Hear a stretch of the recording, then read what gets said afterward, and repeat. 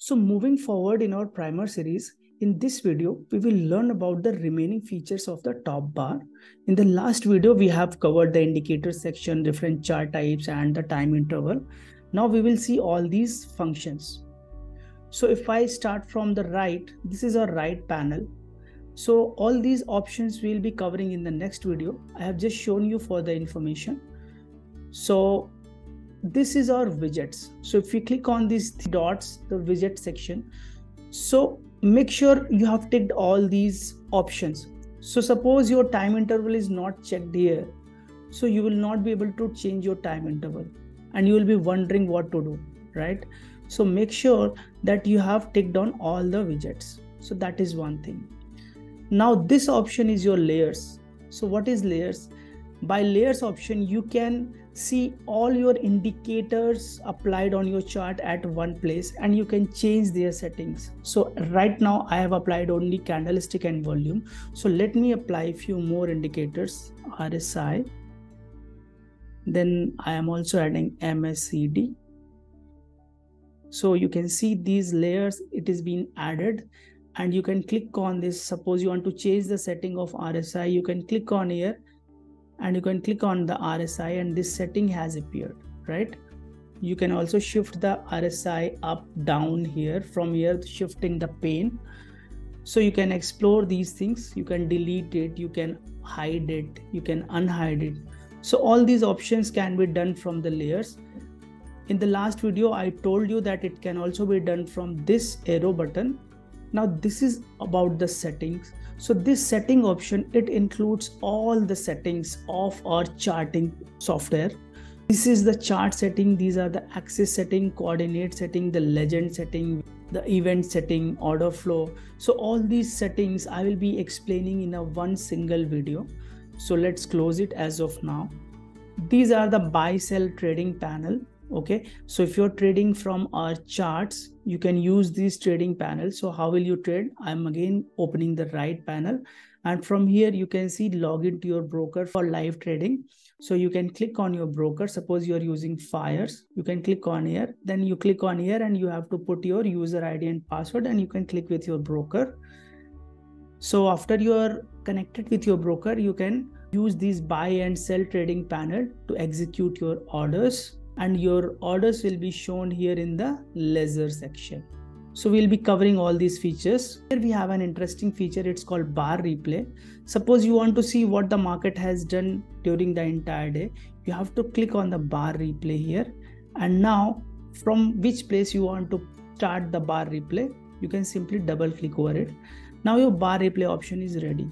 Now you can simply do this play button and the bar replay will start. You can increase the speed or decrease the speed from these options. You can slide it. So sliding leftward will increase the speed and sliding rightward will decrease the bar replay speed. So this was about the bar replay. Now if you want to download the candles OHLC data, you can click on here and you can click download to Excel. So it will give you the OHLC data here. It is downloaded. If you want to take a snapshot, you have to click on this. And this is our snapshot. You can print it, you can download it, or you can also share it. So I'm closing it. Now we have two options which are quite similar. So we have this template option, okay. And we also have here on the bottom, we have save option, which is called the layout option. Okay, so we have template save option here and we have layout save option here. Now first of all, let me tell you what is the difference between the two. So the template save option is a simple one. It basically saves the group of indicators you want to save. So in this case, if I save this template, so it will save the RSI and MACD indicators. So I can show you this is the RSI and MACD. So if I click on the templates and I put a name, suppose I put a name RSI MACD and I save it.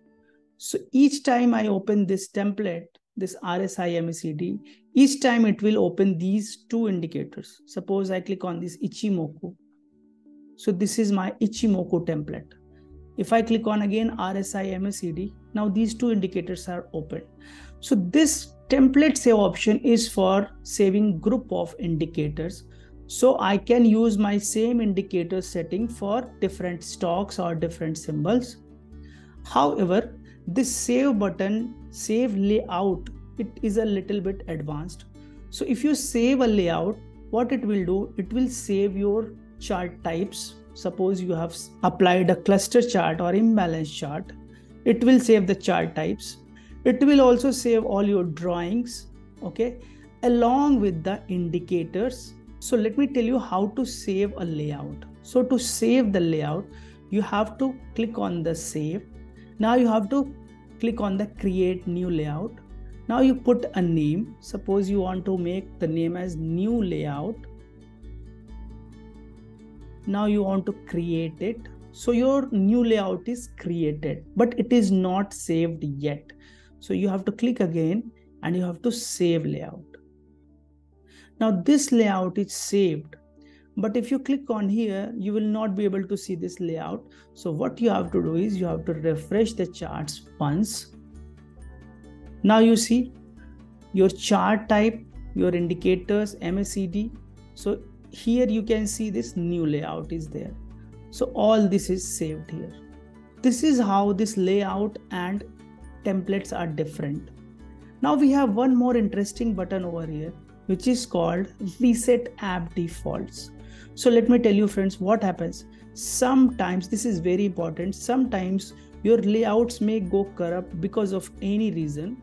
So what you have to do is you have to click on the reset app defaults.